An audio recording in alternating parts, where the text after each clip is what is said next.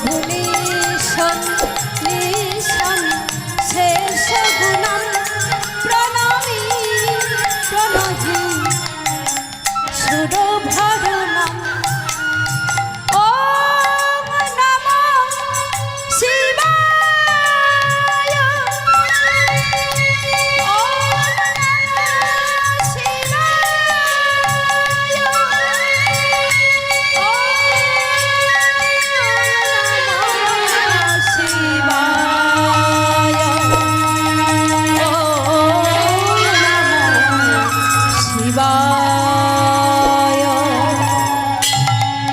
মাতা দেবতী ডাক দিলেন, অনুসূয়া, আরে অনুসূয়া, তোর কি এখনো পূজা দিয়া হলো না? মায়ের চরণে পুষ্পাঞ্জলি দিচ্ছে মন প্রাণ সমর্পণ করে দিয়ে। হে কৈবল্যদায়িনী বিশ্ব প্রসবিনী, হে জগৎ মাতা, তুমি করুণা করো। আমি জন্ম জন্মান্তরের জন্য তোমাদের চরণে পুষ্পাঞ্জলি দিয়ে তোমাদের চরণের দাস দাসী হয়ে আমি যেন নারায়ণের দর্শন পাই। এই কৃপা তুমি আমাকে করো, এই আশীর্বাদ করো। এমন সময় দেখতে পেল দুর্গা দেবী দশভুজা ত্রিনয়নী সঙ্গে সঙ্গে অনুসূয়ার সম্মুখে উপস্থিত হলে, অনুসূয়া, অনুসূয়া, আমি তোমার ভক্তিতে সন্তুষ্ট হয়েছি, তোমার পূজা পেয়ে আমি খুবই খুশি হয়েছি। অনুসূয়া, তুমি চিন্তা করো না, তোমার মনের বাসনা অচিরেই পূর্ণ হবে। আমি তোমায় কথা দিলাম, অচিরেই তোমার মনোবাসনা পূর্ণ হবে। অনুসূয়া দশভুজা দুর্গা দেবীর রূপ দর্শন করে আনন্দে মেতে উঠলে, নয়ন জলে কেঁদে জড়ো পড়ো করে মায়ের চরণে পুষ্পাঞ্জলি দিচ্ছেন। তম কালিকায় কাল হরা কুলসনাশিনী শিবান সর্বান শিব মনমোহিনী অসুর দালনী মহাকাল ভয় নিবারিণী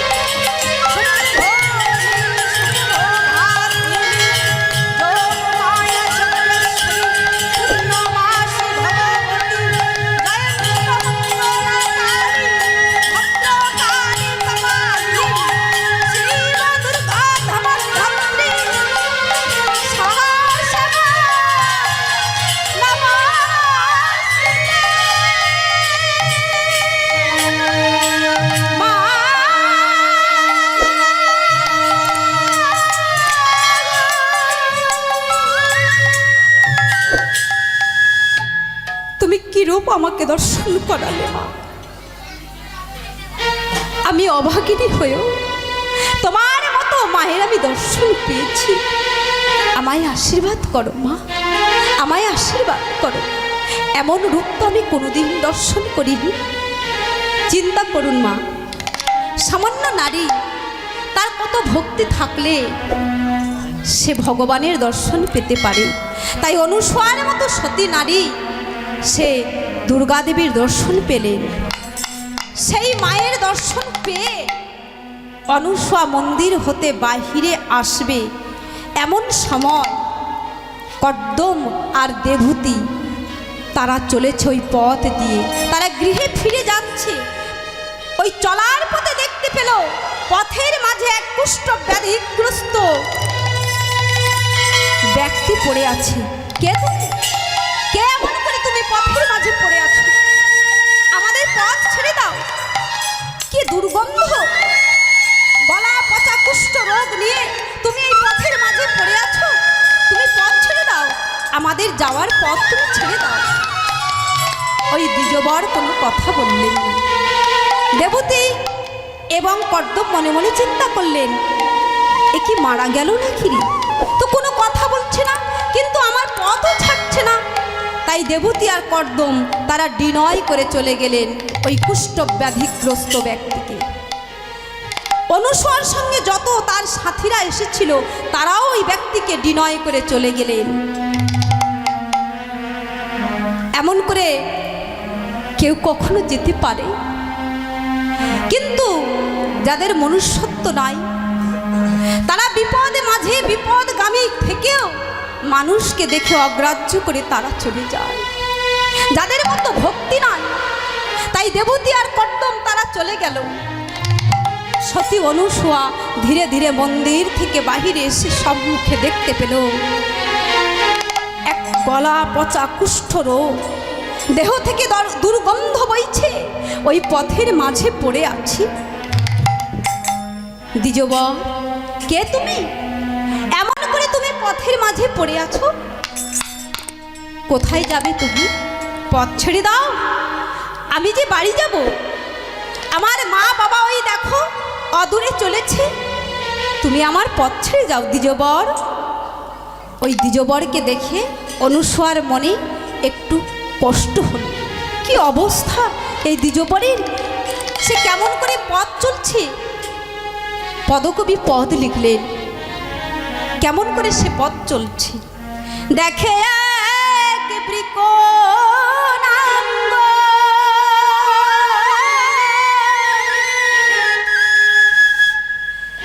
দেখে এক বৃকনাঙ্গ,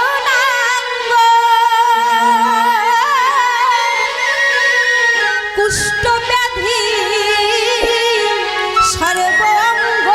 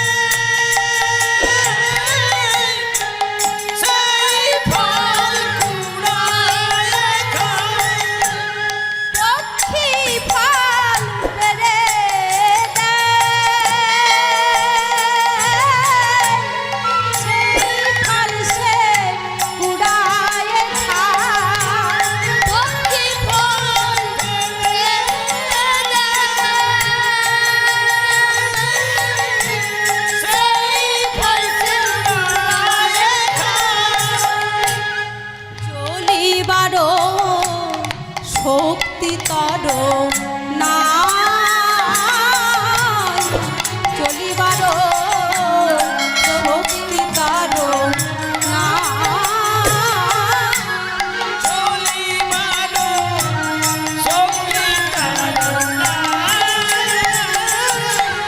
সে চলিতে যে পারে না গো, চলিতে যে পারে না গো, মামা গুড়ি দিয়া চলে চলিবার শক্তি নাই গো, মামা গুড়ি দিয়া চলে ওই পথের মাঝে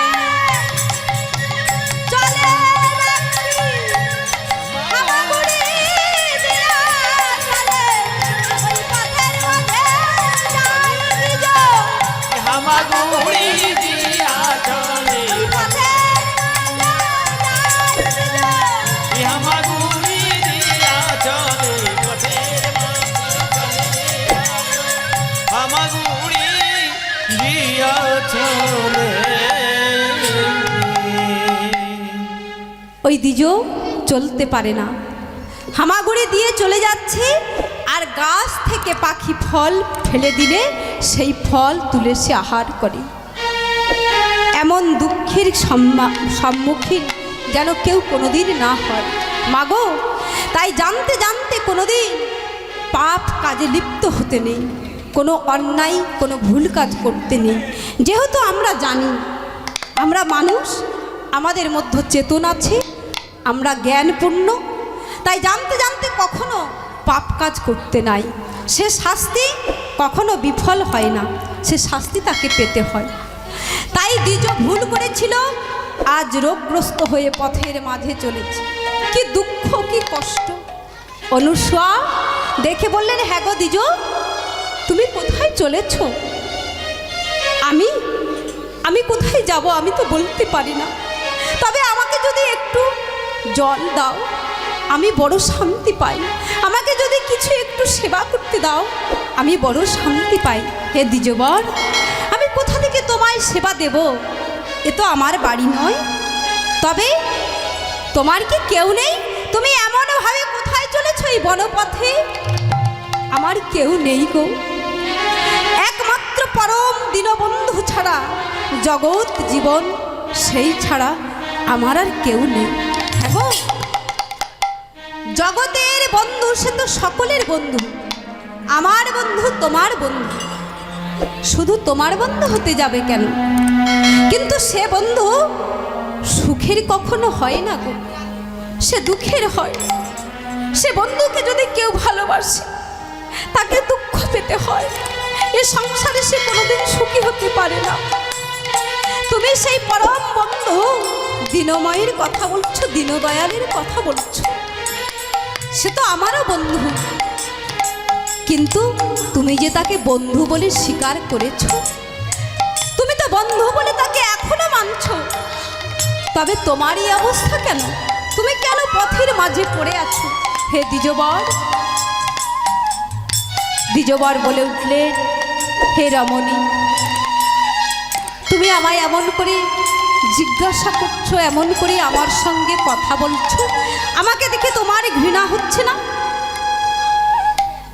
সমস্ত পথের পথিক চলে যায়, আমার দেহের উপর দিয়ে তারা ডিঙিয়ে চলে যায়, কিন্তু আমাকে দেখে তোমার একটু ঘৃণা হয় না? আমাকে দেখে তোমার একটু কষ্ট হয় না? অনুসূয়া বললেন, কেন ঘৃণা হবে? দেখো, আমি তো চলতে পারি না, তুমি আমাকে বিনয় করেই চলে যাও, যেমন করে আরও অতিথিগণ পথিকগণ চলেছে। অনুসূয়া বললেন, না না, তা আমি কখনো করতে পারবো না। কেন জানো? আমি শাস্ত্র মতো ধর্ম মেনেই চলি, আমি তো জ্ঞানী, আমি তো মানুষ, আমি কেন অজ্ঞানের কাজ করতে যাব? তাই আমি কিছুতেই তোমাকে ডিনয় করে যেতে পারবো না।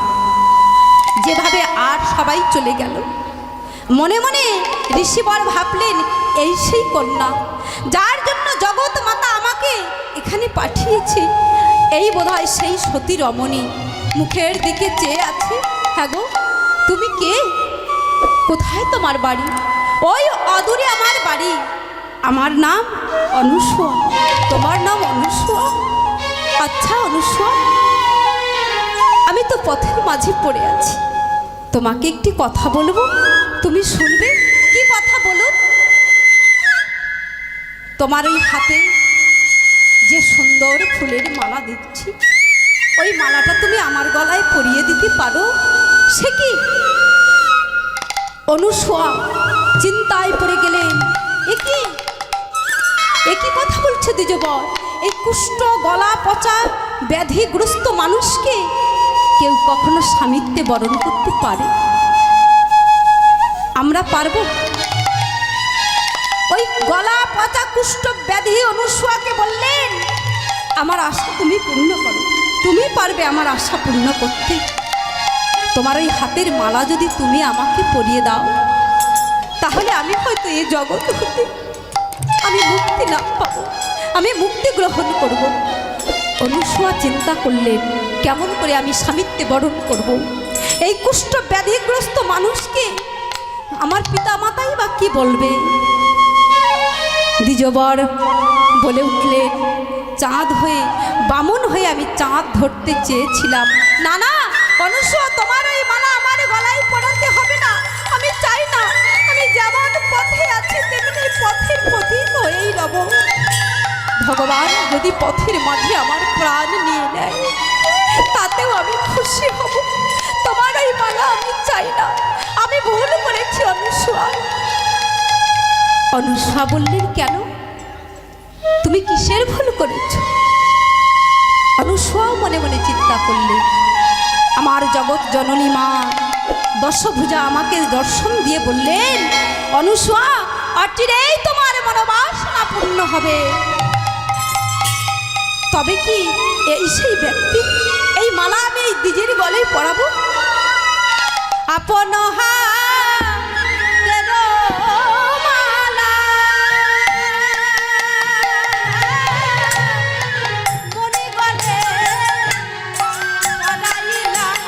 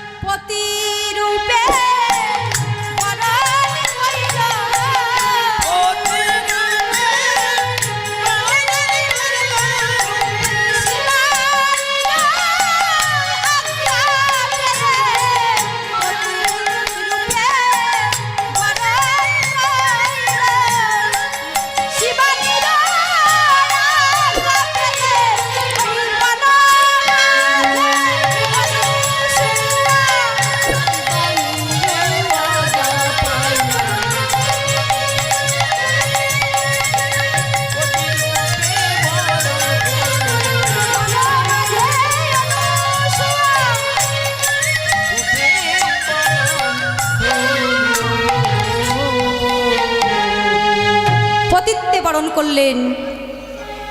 মাতা দেবতী কর্দম পিতা শুনতে পেল অনুসূয়া বিবাহ করেছে, তাই আবার বনমাঝে এক গলা পচা কুষ্ঠ রোগ ব্যাধি গ্রস্ত ব্যক্তিকে, সে কি অনুসূয়াকে দর্শন করবার জন্য মাতা পিতা ছুটে এলেন সেই বনের মাঝে।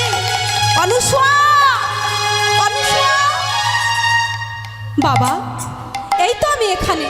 অনুসুয়া, তুমি বিবাহ করেছো? হ্যাঁ বাবা। তাই এই গলা খোঁচা একজন কুষ্ঠ ব্যক্তিকে, অনুসুয়া, আমি পিতা হয়ে কি সইতে পারি?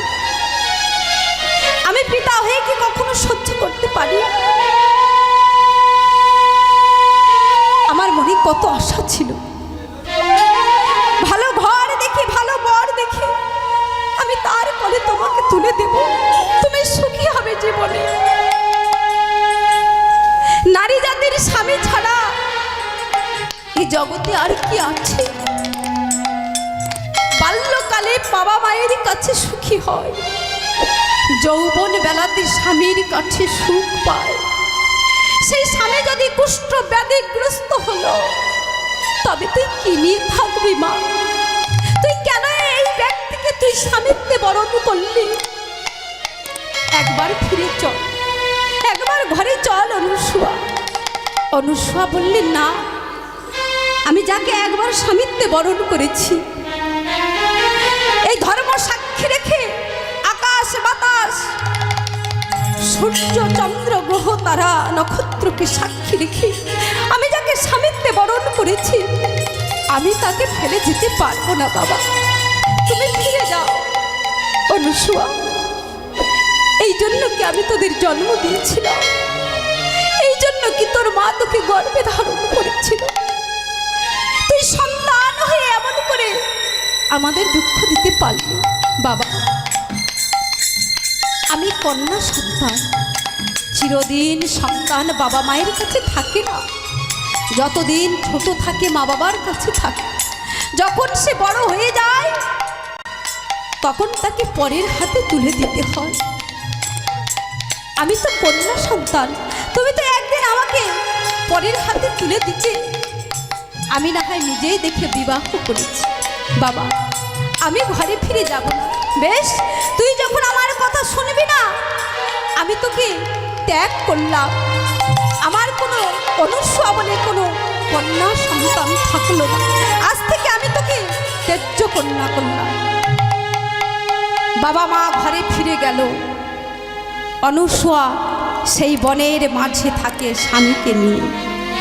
প্রভাত হয়, ওই নদীতে স্নান করে ফুল তুলে এনে মালা গেঁথে আমার পতির চরণে দেয়, পতির গলায় পরিয়ে দেয়, পতির চরণে পূজা করে বনফুল তুলে এনে প্রভাতে উঠিয়া মাতায় অনুসুয়া, প্রভাতে উঠিয়া মাতায় অনুসুয়া, প্রভাতে উঠিয়া মাতায় অনুসুয়া, নদীতে করিয়া স্নান, নদীতে করিয়া প্রভাতে উঠিয়া মাতায় অনুসুয়া,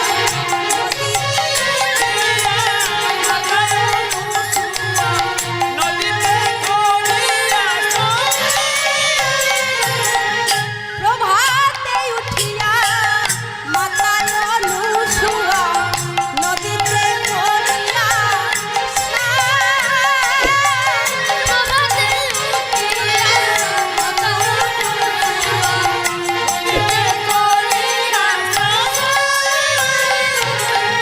বনফুল তুলি শুষ্ক বস্ত্র পরি, বনফুল তুলি শুষ্ক বস্ত্র পরি পতির চরণে দেয়, পতির চরণে দেয়, পতির চরণে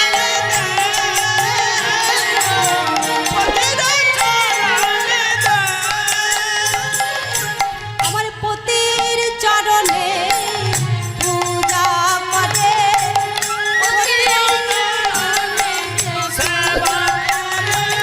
আজ পতির চরণে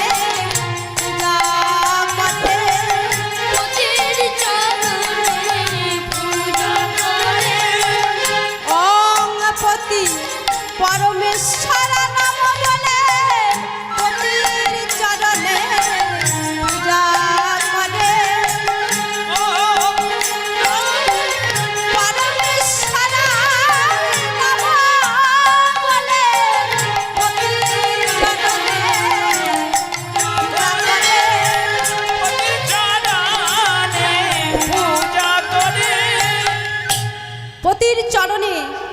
পুষ্প দিয়ে পূজা করে আর প্রণাম করে। অনুসূয়া, আমি যে আর সইতে পারছি না। কেন? এই যে কুষ্ঠ ব্যাধির জ্বালা। আমি যখন ভিক্ষায় যাই সবাই আমাকে দেখে মুখ ফিরিয়ে নেয়। জানো, ভিক্ষা দেয়া তো দূরের কথা, তারা আমার কষ্ট কেউ বোঝে না। অনুসূয়া বুঝতে পারল যে স্বামী আমার কুষ্ঠ ব্যাধিগ্রস্ত। এই রোগ নিয়ে যখন গ্রামে মাধবগিরিতে যায় সকলে মুখ ফিরিয়ে নেয় ঘৃণায়, কেউ ভিক্ষা দিতে চায় না। সবাই ঘরের মতো প্রবেশ করে কপাট বন্ধ করে দেয়। একে আমার দেহের রোগ, তাতে আমার মানসিক যন্ত্রণা। অনুসূয়া, আমি যে আর সইতে পারছি না, আমাকে যদি ভগবান মুক্তি দিত। অনুসূয়া বললেন, স্বামী, তুমি যদি মুক্তি চাও তাহলে আমি কি নিয়ে থাকবো? আমি তো তোমার জন্য এই বনে আজ বাস করেছি। তুমি আমাকে ছেড়ে চলে যাবে, এ কথা তুমি বলতে পারবে? অনুসূয়া, তবে আমাদের দিন কেমন করে যাবে? দেখো স্বামী, ঠিক আমাদের আনন্দে দিন কেটে যাবে। শোনো, আমি তো তোমার স্ত্রী, তুমি তো আমারই স্বামী। তুমি যদি আদেশ দাও আমি না হয় মাধবগিরিতে যাব। তুমি আমাকে অনুমতি দাও, কাল হতে আর তোমাকে ভিক্ষায় যেতে হবে না, আমি ভিক্ষা করতে যাব। অনুসূয়া প্রভাত সময় উঠে পতির চরণে পুষ্পাঞ্জলি দিয়ে মাধবগিরিতে চলে যায়, ভিক্ষায় চলে যায়। ভিক্ষা করে এনে আবার পতির চরণে সেবা দেয়। এমনি করে তাদের দিন চলে যায়। কিন্তু একদিন নারদ মুনিমা সইতে পারলেন না। এই পতি সেবা দেখে সতী নারী বিনা যন্ত্রে তান দিতে দিতে চলেছে। স্বর্গলোকে যেখানে দুর্গা, লক্ষ্মী আর সাবিত্রী তিনজন আছে, সেইখানে যে বললেন, কি বললেন? মহাদেব ধ্যানস্থ হয়ে বসেছিলেন। এমন সময় পার্বতী কি করলেন? ভগবানের আরতি করে, রাধা গোবিন্দের আরতি করে ওই পঞ্চপ্রদীপ নিয়ে আমার স্বামীর অঙ্গে স্পর্শ করবে বলে নিয়ে চলেছিল। এমন সময় ওই পঞ্চপ্রদীপ হতে আগুন যখন নিজের চরণে পড়ল, দুর্গা চিৎকার করে উঠলেন। সঙ্গে সঙ্গে মহাদেবের ধ্যান ভঙ্গ হলো। দুর্গা দেবী বলে উঠলেন, স্বামী, তোমার ধ্যান ভঙ্গ হলো? আমি বুঝতে পারি না, তুমি চিৎকার করলে কেন? দেখো আমার পায়ে কেমন আগুনের ডালা পড়েছে, তাই তো আমি চিৎকার করে উঠলাম। সঙ্গে সঙ্গে নারদ মুনি বললেন, তুমি সতী নারী, কিন্তু স্বর্গধামে যে তোমরা সতী হয়ে আছো, এই নরকেও তোমাদের চেয়েও আরও মহাসতী বাস করছে।